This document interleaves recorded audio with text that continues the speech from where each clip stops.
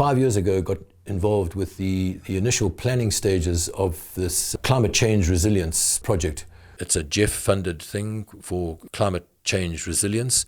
It's building up resilience in impoverished communities around early warning systems for floods and droughts and fires, of which they're very susceptible to, food security and grassland restoration. They are particularly concerned right now with the ravages of climate change and the impacts that it's creating. In South Africa, we were lucky enough to have SANBI, the South African National Biodiversity Institute, applying for funds on behalf of the Umgeni District Municipality. They then worked together with the Umgeni Resilience Program, which has been going for a good few years now, and the Umgeni catchment was chosen. The expectations of this project, which is going to be completed in October 2021, is that it'll be replicated in other similarly degraded catchments, because water is key.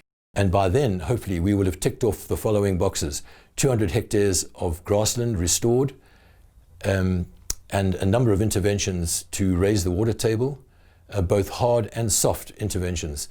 And then also at the same time, leaving the community with a plan going forward for livestock management. This being a new area that DUCT is working in, it has not been the easiest, of which there've been several resistance to that. We had to do quite a lot of negotiations. The types of things that we had to kind of work on was then firstly kind of informing the traditional authority that this is the type of projects that we are currently involved in. They gave us the go-ahead, they were quite happy, and then we just then had to sit with the ward councillors and just start telling them that this is the project that we want to partake in. And there was several negotiations that were kind of going on. DUCT were guided by a list of criteria regards the employment of local youth up to the age of 35. They had to be 60% female. They had to reside in that ward. I must say, after initial reservations, we've actually formed a pretty good team of people who are keen to learn, and they've been good ambassadors for this project.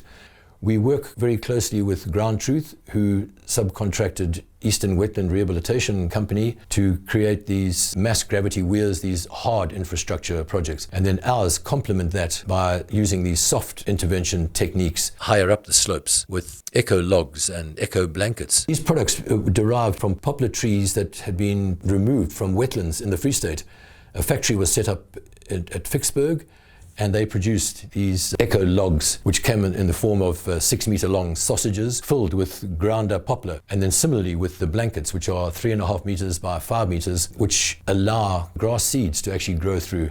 We start by identifying those areas that need some sort of intervention, and we determine which intervention to go about.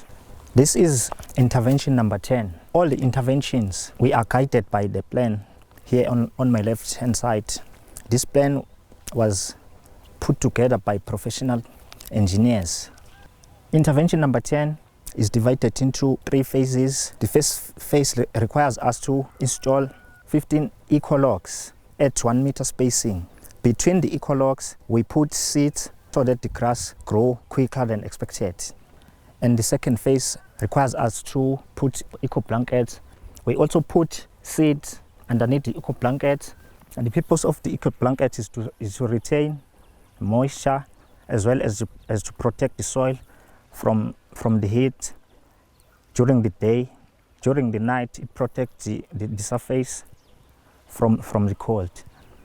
And the third phase of intervention number 10 requires us to use ADBAMs. Thereafter, we can safely say the intervention is complete. Provided you can keep the cattle off. Luckily enough, the community bought into the idea that we need to protect these interventions, which is now being helped by the erection of a 2-strand solar-powered driven fence around the area that we're busy working in. It's all part of a plan going forward to introduce them to rotational grazing and correct carrying capacities for that vegetation type. But we still got quite a few bridges to cross before we tick that one off. We decided to come up with an idea of cutting the wattle logs from the catchment over there. Instead of throwing the logs away, we decided to use them here to stabilize this dong.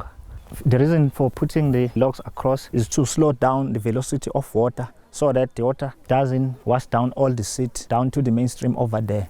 The aim of putting the brush is to allow the water to pass through and the silt and the rubble to stay behind. One of the exciting outcomes so far with this project, which we've been at for a year, has been capacity building by DUCT staff working through schools and the local ward council around issues like the huge litter and waste management efforts, and then also the amount of soil that's lost into those streams, which has resulted in the downstream Henley Dam having only 15% water storage capacity. The rest has been silted up over the years.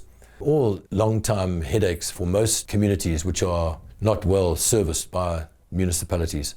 Our main hope is that funding will become available to replicate this type of intervention going forward.